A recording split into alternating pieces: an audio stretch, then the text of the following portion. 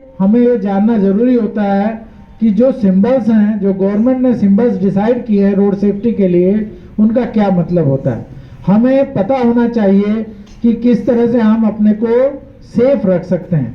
आज के समय में बहुत सारी डेथ बिना मतलब के हो जाती हैं।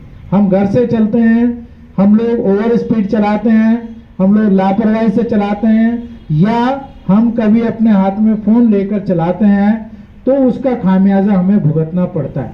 और वो खामियाजा बहुत खतरनाक भी हो सकता है। बहुत सी बार डेथ भी हो जाती है। कई बार तो ऐसा हुआ कि जिसमें आप ये इमेजिन नहीं कर सकते कि पूरी पूरी फैमिली गायब हो जाती है, उनकी पूरी डेथ हो जाती है।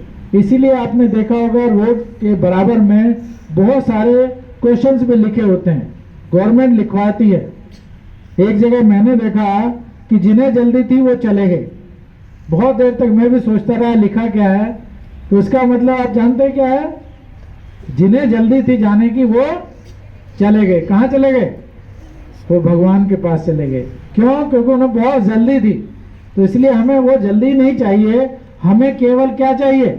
अपना सेफ जीवन चाहिए।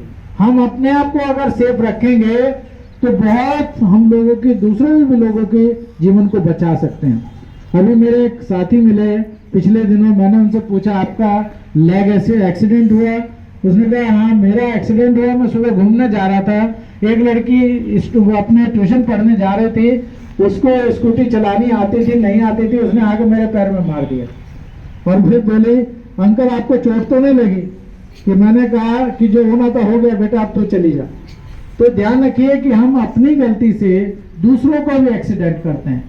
केवल अपना ही नहीं, अपने तो चोट खाते ही हैं, लेकिन अपनी गलती से हम दूसरों को भी परेशानी में डाल देते हैं। इसलिए ध्यान रखेंगे कि हम लोग रोड सेफ्टी के जो रूल्स हैं उनका पालन करेंगे।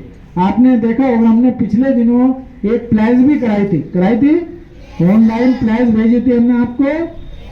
तो जो बच्चे जिन्होंने प्लेज ली है कम से कम वो तो नियमों का उल्लंघन नहीं करेंगे, क्योंकि हम लोग इंडिया में मानते हैं और ये माना जाता है कि अगर हमने कोई शपथ ली है तो उसका पालन भी हमें करना है।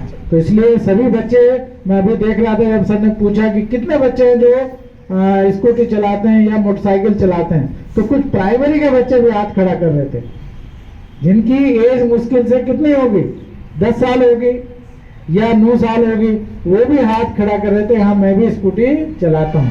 ऐसा लग रहा था कि जैसे बहुत बड़ा काम वो करते हैं। ऐसे इधर ही हमारे 6-7 के बच्चे भी थे, वो भी हाथ खड़ा कर रहे थे। और जब सर ने पूछा कितनों के पास लाइसेंस है, तो 2-3 बच्चे तब भी हाथ खड़ा किए होते जो 6 या 7 के बच्चे होंगे। इमेजिन करिए कि आपके पास लाइसेंस कैसे हो सकता है। लाइसेंस होने के लिए कितनी एज चाहिए? 16 ईयर्स।